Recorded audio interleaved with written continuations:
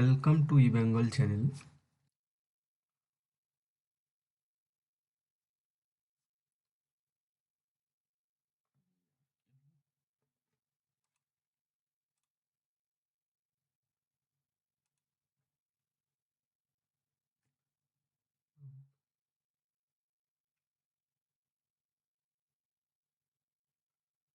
Hello viewers, welcome to eBengal channel.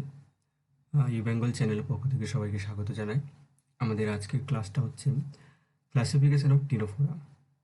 ঠিক আছে, classification of ctenophora. এর আগের ক্লাসগুলোতে আমরা classification of Porifera, classification of Cnidaria এইগুলো পড়াশোনা করেছি বা এগুলোর ক্যারেক্টারগুলো আমরা জেনেছি। কিন্তু আজকে আমাদের যেটা জানতে হবে সেগুলো হচ্ছে ক্লাসিফিকেশন অফ টিনোফোরা এবং সেই টিনোফোরার আন্ডারে আমাদের তার আইডেন্টিফাইং ক্যারেক্টার্স এবং তার আন্ডারে কী কী ফাইলাম বা কী কী ক্লাস, সরি এটা তো ফাইলাম, তার আন্ডারে কী কী ক্লাস আছে সেইগুলো আমাদের জানতে হবে। ঠিক আছে, এবং তার কিছু বেসিক ফিচার্স বা ক্যারেক্টার্স এবং সেই ক্যারেক্টারগুলো কিছু ইম্পর্টেন্ট ক্যারেক্টার আছে তার মধ্যে একটু ডিটেলসে জানতে হবে সেগুলোকে। ওকে, দেখে নেওয়া যাক। টিনোফোরা এই নামটা এসেছে অ্যাকচুয়ালি কীভাবে? টিনোফোরা নামটার একটা গ্রিক মিনিংস আছে, ঠিক আছে, যেটা এসেছে কি না, come from the Greek word, যেটা না পুরো অ্যাকচুয়ালি পুরো মানেটা হচ্ছে গ্রিক, যে অর্থটা গ্রিক শব্দটার অর্থ হচ্ছে কি কোম বিয়ার। ঠিক আছে, এটা একটা গ্রিক ওয়ার্ড যেটার মানে হচ্ছে কি কোম বিয়ার, সরি হুম কোম বিয়ারার। ঠিক আছে, তার মানে যারা কোম্ব বিয়ার করে, ঠিক আছে, যাদের মধ্যে কোম্ব থাকে। ঠিক আছে, হোয়াট ইজ কোম্ব এটা আমরা নেক্সট স্লাইডে দেখবো যে কোম্ব জিনিসটা কি।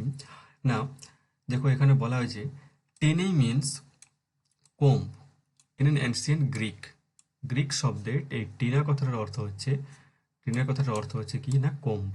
ঠিক আছে, অ্যান্ড যেটাকে আমরা মডার্ন এখন কিন্তু এটাকে এইভাবে বলি গ্রিক ওয়ার্ড, এটার মানে মডার্ন গ্রিক যেটা সেটা হচ্ছে কি কে, এখানে কে বা সি যেটা আছে সেটা হচ্ছে কি না উজ্জ্ব থাকবে। ঠিক আছে, সাইলেন্ট ফিচার, সেটা এখানে স্পেলিং উচ্চারণের সময়, প্রোনাউন্সিয়েশনের সময় কিন্তু এটা বা এর উচ্চারণ হবে না, কে বা সি এর উচ্চারণটা হবে না। অ্যান্ড ফোরা, ফোরা এই কথাটার মানে হচ্ছে তোমার টু বিয়ার, মানে যারা বহন করে বা ক্যারি করে। ঠিক আছে, যারা কোম্ব ক্যারি করে, মানে যে সমস্ত অ্যানিমেলস বা ফাইলাম, যে ফাইলামের অ্যানিমেলগুলো কি হচ্ছে না একটা কোম্ব বিয়ার করে, সেটাকে বলা হয় কি না টিনোফোরা। ওকে, এবার দেখা যাক এর কিছু ক্যারেক্টার্স। জেনারেল ক্যারেক্টার কি কি আছে? জেনারেল ক্যারেক্টার বলতে এখানে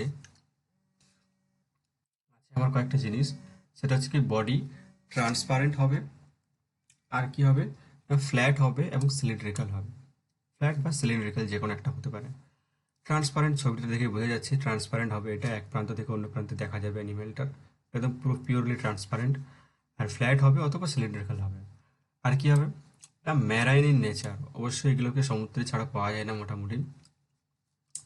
আর কি হবে বডি সিমেট্রিটা হচ্ছে কি বাইরেডিয়াল সিমেট্রি, বাইরেডিয়াল সিমেট্রি, রেডিয়াল হতে পারে বা বায়োল্যাটারালও হতে পারে। সিলোম অ্যাবসেন্ট, এখানেও সিলোম নেই যেহেতু পরিফেরা নেরেডিয়া এগুলো সবই হচ্ছে তোমার ইমেচিওর ফাইলাম, তাই এগুলোতে কোনোটাই সিলোম থাকে না, সিলোম অ্যাবসেন্ট। এরপর আসছে আইডেন্টিফাইং ক্যারেক্টার, যেটা সব থেকে ইম্পর্টেন্ট। জেনারেল ক্যারেক্টার অত ইম্পর্টেন্ট না, কিন্তু আইডেন্টিফাইং ক্যারেক্টারগুলো খুবই ইম্পর্টেন্ট। এবং আইডেন্টিফাইং ক্যারেক্টারের মধ্যে দেখো কী কী আছে। সব থেকে ইম্পর্টেন্ট যে আইডেন্টিফাইং ক্যারেক্টার সেটা হচ্ছে কি কমপ্লেট। হোয়াট ইজ কমপ্লেট না দ্যাট ইজ লোকোমোটারি অর্গান। ঠিক আছে, এটা একটা হচ্ছে কি লোকোমোটারি অর্গান, অর্থাৎ যেটা চলাফেরা বা মুভমেন্ট করতে তাকে সাহায্য করে। ঠিক আছে, মুভমেন্টে তার সাহায্য করে, সেটা হচ্ছে লোকোমোটরি অর্গান। যেমন আমাদের লোকোমোটরি অর্গান আছে কি আমাদের পা, তাই তো ঠিক সেই রকম এখানে তোমার টিনোফোরার যে লোকোমোটরি অর্গান সেটা হচ্ছে কি কমপ্লেট।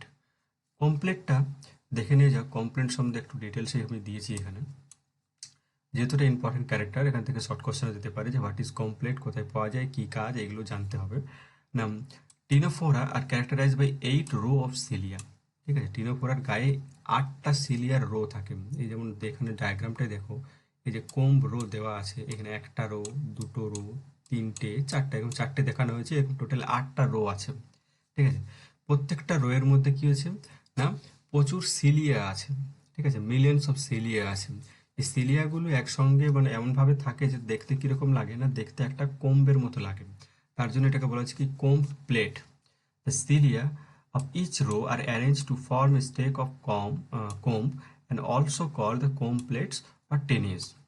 ঠিক আছে, তার জন্য এটাকে কমপ্লিট বলা হয়। অর্থাৎ টিনোফোরার যে বডিটা আছে সেই বডির মধ্যে টোটাল 8 রো অফ সিলিয়া। ঠিক আছে, 8টা রো আছে এবং প্রতিটা রোয়ে মিলিয়নস অফ সিলিয়া আছে এবং এই সিলিয়াগুলো কি হচ্ছে না একটা কোম্বের মতো স্ট্রাকচার তৈরি করছে, তাই এটাকে বলা হচ্ছে কি কোম প্লেট। ঠিক আছে, তাহলে এটার স্ট্রাকচার জানা গেল। ফাংশন কি হবে না হেল্পস ইন লোকোমোশন, কোথায় পাওয়া যাবে না ফাইন্ড ইন কোথায় টিনোফোরা। একটা এক্সাম্পল দিয়ে দেবে যে কোনো টিনোফোরার আন্ডারে যে অ্যানিমেলগুলো আছে তাদের কোনো একটা এক্সাম্পল বা দুটো এক্সাম্পল দেওয়া যায়। সাথে পারলে ডায়াগ্রামটা আঁকতে পারলে খুবই ভালো। আম, এরপর হচ্ছে কি কোলোব্লাস্ট সেল আর প্রেজেন্ট ইন দ্য টেন্টাকলস। তোমার টিনোফোরার যে টেন্টাকলস আছে, এতে অনেকগুলো টেন্টাকলস আছে, সেই টেন্টাকলসে কি হচ্ছে কোলোব্লাস্ট সেল থাকে। এটাও একটা খুব ইম্পর্টেন্ট ক্যারেক্টার। কোলোপ্লাস্ট সেলগুলো তাদের কি কাজ করে না অ্যাডহেসিভ সেল হিসাবে কাজ করে। অর্থাৎ অ্যাডহেসিভ বলতে এখানে প্রে ক্যাপচারিং অর্গান, মানে তার খাবারের জন্য যে অর্গানটা দরকার, খাবার খাওয়ার জন্য বা খাবার তার শিকার ধরার জন্য। ঠিক আছে, একটা অর্গান সিস্টেম প্রেজেন্ট যেটাকে বলেছে কি কোলোপ্লাস্ট সেল। যেমন আমরা মুখ দিয়ে খাচ্ছি, হাত দিয়ে খাবারটা তুলি মুখ দিয়ে খাই, ঠিকই সেখানে তাদের হাত নেই কিন্তু তাদের কোলোপ্লাস্ট সেল আছে। ঠিক আছে, এই হাতের কাজটা তাদের কোলোপ্লাস্ট সেল কি করে, হাতের কাজটা খাবারটা ধরে আনতে সাহায্য করে। ঠিক আছে, কোলোপ্লাস্ট সেলটাও আমরা ডিটেলসে যে দেখবো। এরপর আছে কি সেন্স অর্গান। একটা সেন্স অর্গান থাকে, তার নাম হচ্ছে কি স্টেটোসিস্ট। ঠিক আছে, স্টেটোসিস্ট নামে একটা সেন্স অর্গান প্রেজেন্ট এদের। আমাদের যেমন কি সেন্স অর্গান অনেকগুলো আছে আমাদের, তার মধ্যে এখানে টিনোফোরের যে সেন্স অর্গানটা আছে সেটা হচ্ছে কি স্টেটোসিস্ট। ঠিক আছে, স্টেটোসিস্ট দেখতে ঠিক এইরকম। এটা তেমন কিছু ডিফিকাল্ট বা কিছু নয়।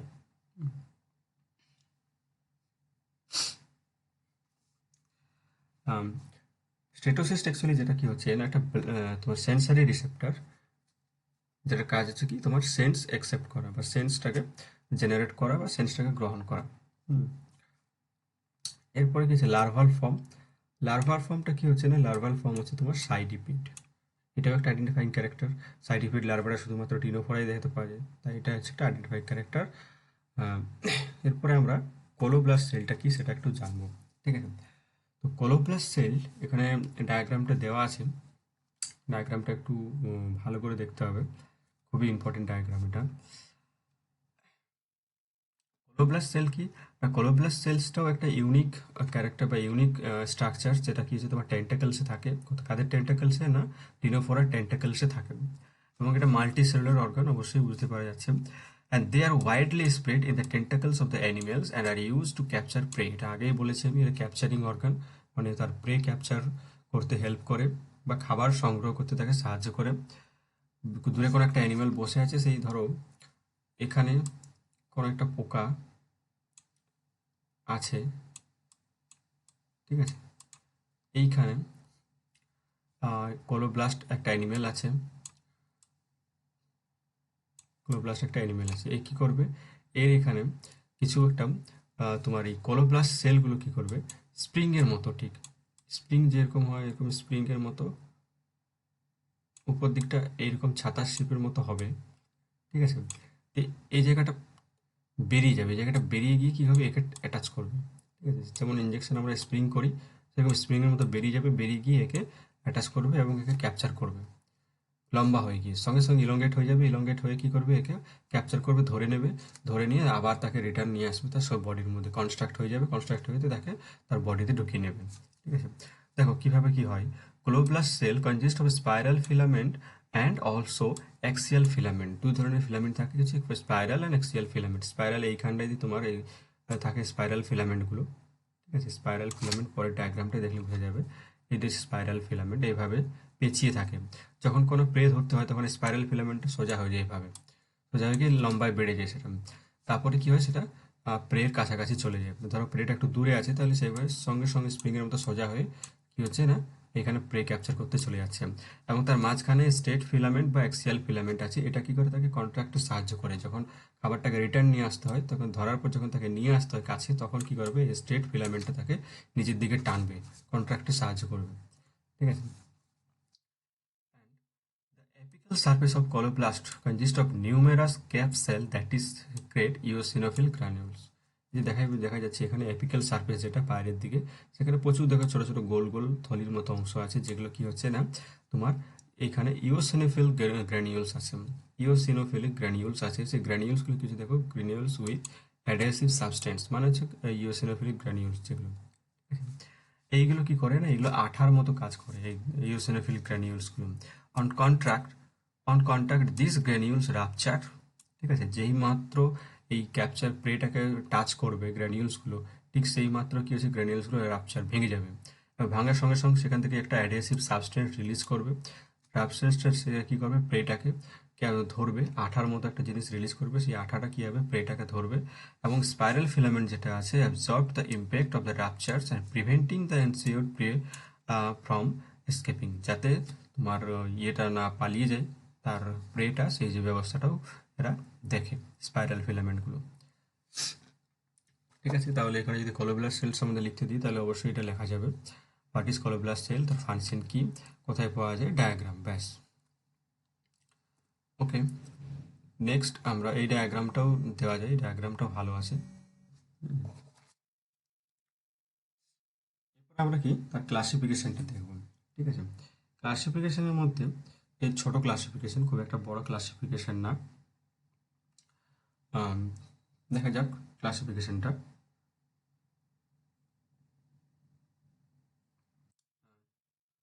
ক্লাসিফিকেশন দেখো, আমরা আগেই জানি যে অ্যাকর্ডিং টু আমাদের লিখতে হয় যে কার রেসপেক্টে আমরা ক্লাসিফিকেশনটা করব, তাই এখানে আহ, আহ, আমাকে দেখে নিতে হবে যে কার রেসপেক্টে।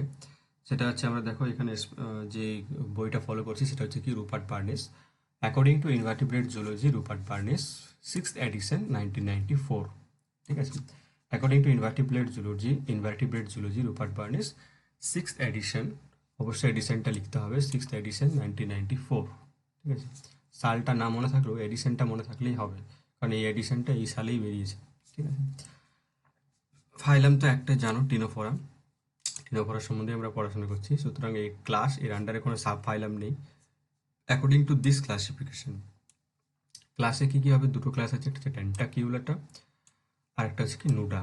দুটোই ক্লাস, বেশি বড় ক্লাসিফিকেশন হয়, টেন্টাকিউলাটা অ্যান্ড নুডা। ওকে, টেন্টাকিউলাটার আন্ডারে কী কী আসছে দেখো, টেন্টাকিউলাটার আন্ডারে যেগুলো আসছে আমরা সেগুলো মানে যে ক্যারেক্টারগুলো আছে, কী কী ক্যারেক্টার, তিনটে ক্যারেক্টার, খুবই মানে এই ক্লাসিফিকেশনটা খুবই ইজি অ্যাকচুয়ালি, খুব সহজ। টেন্টাকেলস, টেন্টাকিউলাটার নাম থেকে মনে পড়ছে এখানে এই যে টেন্টাকলস প্রেজেন্ট থাকবে, এবং জেনারেলি টু ইন নাম্বার, দুটো টেন্টাকলস জেনারেলি থাকে। এই যে ডায়াগ্রামটা দেখা যাচ্ছে নিচে, দেখো এখানে দুটো টেন্টাকলস, এই একটা দুটো টেন্টাকলস সুরের মতো বেরিয়ে এসছে, হাতির সুরের মতো, সেইগুলো হচ্ছে তোমার কি টেন্টাকলস, এবং দুটোই থাকে জেনারেলি এগুলো। মাউথ অ্যাপারচার স্মল, মাউথটা খুব ছোট, মানে মাউথের সারফেসটা ছোট হয়। মেরিডিওনাল ক্যানাল আনব্রাঞ্চড, ঠিক আছে, and present along the median line of the body. তিনটে ক্যারেক্টার্স, এক্সাম্পল কি দেখো, হর্মিফোয়া এসপি, ভ্যালামেন এসপি অ্যান্ড প্লিউরোব্রাকিয়া এসপি। ঠিক আছে, পরেরটা নুডা, জাস্ট এর সাথে কি হবে না, অপোজিট ক্যারেক্টার হবে, টেন্টাকলস অ্যাবসেন্ট, মাউথ অ্যাপারচার ওয়াইড, আগেরটা স্মল ছিল এটা ওয়াইড, ওটাতে প্রেজেন্ট ছিল টেন্টাকলস, এটাতে অ্যাবসেন্ট। অ্যান্ড মেরিডিয়ানাল ক্ল্যান্ড, ওটাতে ক্যানেল হচ্ছে আগেরটায় আনব্রাঞ্চড ছিল, কিন্তু এখানে কি হবে, branched. And present along the median line of the body, example বেরো এসপি। ওকে, দেখো একটা শশার মতো দেখতে অনেকটা, আগেরটা এখানে একটা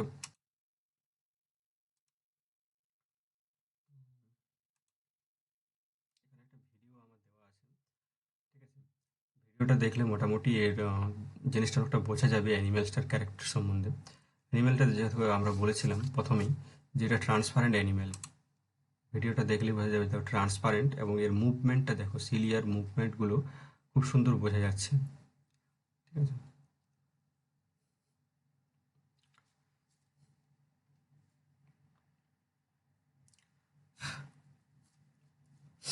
ওকে, তাহলে আমরা ফাইলাম টিনোফোরা থেকে যে এই জাস্ট এইগুলোই পড়তে হবে, ক্লাসিফিকেশন খুবই ছোট, দুটো জিনিস, একটা হচ্ছে কি তোমার নুডা আর একটা হচ্ছে টেন্টাকিউলাটা, তিনটে করে ক্যারেক্টার্স, জাস্ট ক্যারেক্টারগুলো ডিফারেন্সের আকারে পড়লেই হবে। টেন্টাকেলস মানে হচ্ছে টেন্টাকিউলাটা মানে প্রেজেন্ট থাকবে টেন্টাকেল, মাউথ অ্যাপারচার স্মল, আর মেরিডিওনাল ক্যানেলটা আনব্রাঞ্চড, এক্সাম্পলগুলো মনে রাখতে হবে। ক্লাসিফিকেশনটা খুবই ছোট। এখানে যে ইম্পর্টেন্ট যেটা হচ্ছে what is colloblast cell, what is statocyst, what is comb plate, এইগুলো হচ্ছে এই তিনটে হচ্ছে ইম্পর্টেন্ট কোশ্চেন। ঠিক আছে, আইডেন্টিফাইং ক্যারেক্টার্স অ্যান্ড ব্যাস এটাই হচ্ছে এখানের, আর সেরকম কিছু নেই এই ফাইলামটাতে। ঠিক আছে, ধন্যবাদ। আজকের ক্লাস এই পর্যন্তই। পরের ক্লাসে আমরা আবার অন্য কোনো ফাইলাম সম্বন্ধে ডিসকাশন করব। ঠিক আছে, তোমাদের যদি ভিডিওটা ভালো লেগে থাকে তবে অবশ্যই চ্যানেলটা লাইক করবে এবং সাবস্ক্রাইব করবে, এবং ভিডিওটা তার সাথে অবশ্যই শেয়ার করবে তোমার বন্ধুদের সাথে যদি কারো প্রয়োজন থাকে। ধন্যবাদ।